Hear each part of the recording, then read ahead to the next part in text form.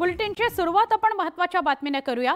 छत्रपती संभाजीनगरमध्ये पालकमंत्री विरुद्ध माजी पालकमंत्री असा संघर्ष बघायला मिळतोय।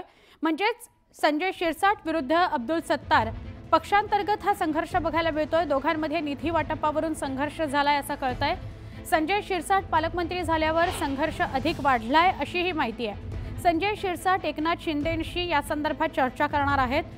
संभाजीनगरचा पालकमंत्री माजी पालकमंत्री असा संघर्ष संभाजीनगरात आहे आणि त्या संदर्भात संजय शिरसाट चर्चा करणार आहेत उपमुख्यमंत्री एकनाथ शिंदे यांच्याशी असं कळतंय। हा पक्षांतर्गत वाद आहे, पक्षांतर्गतली ही फूट आहे, त्यामुळे हा संघर्ष वाढायला नको, चव्हाट्यावर यायला नको याची खबरदारी म्हणून संजय शिरसाट याविषयी एकनाथ शिंदेंशी बोलणार आहेत असं कळतं आहे। निधी वाटपावरून हा संघर्ष निर्माण झालेला आहे आणि संजय शिरसाट यांच्याकडे पालकमंत्रीपद गेल्यानंतर तो संघर्ष अधिक वाढीला लागण्याची शक्यता आहे। आमचे प्रतिनिधी सिद्धार्थ गोदाम यांच्याशी बोलूया।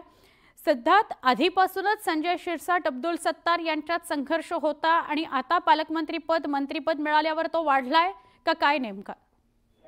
निश्चितपणे तो आता वाढलेला आहे। ज्यावेळेस अब्दुल सत्तार पालकमंत्री होते त्यावेळेस अब्दुल सत्तार आणि संजय शिरसाट यांच्यामध्ये खडाजंगी झालेले निधी वाटपावरून मतदारसंघातील कामाच्या निधीचा विषय हा आधीपासून होता आणि संजय शिरसाट त्यावेळी सुद्धा आरोप करायचे की अब्दुल सत्तार हे सिल्लोडमध्ये जास्त निधी नेतात, बाकी मतदारसंघामध्ये कमी निधी देतात। मात्र आता संजय शिरसाट पालकमंत्री झाल्यानंतर हा संघर्ष अधिक वाढलेला आहे। कारण संजय शिरसाट यांनी मागच्या पालकमंत्र्यांनी घेतलेले सगळेच निर्णय मी अधिक तपासून बघणार, जे बेकायदेशीर काम आहे ते रद्द करणार आणि ज्या पद्धतीने मला निवडणुकीमध्ये पाडण्याचा अब्दुल सत्तार यांनी प्रयत्न केला त्याचा सुद्धा जाब या ठिकाणी मी देणार, अशा पद्धतीची दोघांमध्ये संघर्ष सुरू आहे। आणि एकंदरीत या संघर्षामध्ये अब्दुल सत्तार थोडे शांत बसलेले आहेत आणि अब्दुल सत्तारांशी मी आता फोनवर बोललो असता अब्दुल सत्तार म्हणाले की मी आधी एकनाथ शिंदे पक्षप्रमुख उपमुख्यमंत्री यांच्याकडे या सगळ्या विषयी मी सविस्तर निवेदन करणार आहे आणि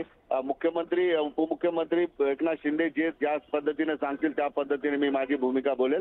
तुर्तास तरी मी पक्षांतर्गत विषय आहे त्यामुळे संजय शिरसाट यांच्या कुठल्याही बोलण्याला उत्तर देणार नाही। मात्र संजय शिरसाट कुठेही थांबायला तयार नाहीत। निश्चितपणे आता या दोघांच्या संघर्षामध्ये येणारी महानगरपालिका निवडणूक आहे त्याच्यावर परिणाम होऊ शकतो, जिल्हा परिषदेच्या निवडणूक आहेत त्याच्यावर परिणाम होऊ शकतो, कारण दोन्ही नेते गब्बर आहेत, दोन्ही नेत्यांचा बऱ्यापैकी प्रभाव जिल्ह्यावर आहे। त्यामुळे एकनाथ शिंदे या दोघांच्या मध्ये जो काही संघर्ष आहे तो एकनाथ शिंदे आणि पक्षाला परवडणार नाही। खरं म्हणजे सध्याची परिस्थिती बघता तुम्ही म्हणताय की संजय शिरसाट आणि अब्दुल सत्तार यांच्यापैकी सबुरीचा जो विषय आहे तो सबुरीचा विषय अब्दुल सत्तारांनी आपल्याकडे ठेवलेला आहे, म्हणजे ते सबुरीने जात आहेत आणि फक्त एकनाथ शिंदेंशी मी याविषयी बोलणार आहे असं म्हणतायत। धन्यवाद सिद्धार्थ, आपण माहिती दिली त्याबद्दल।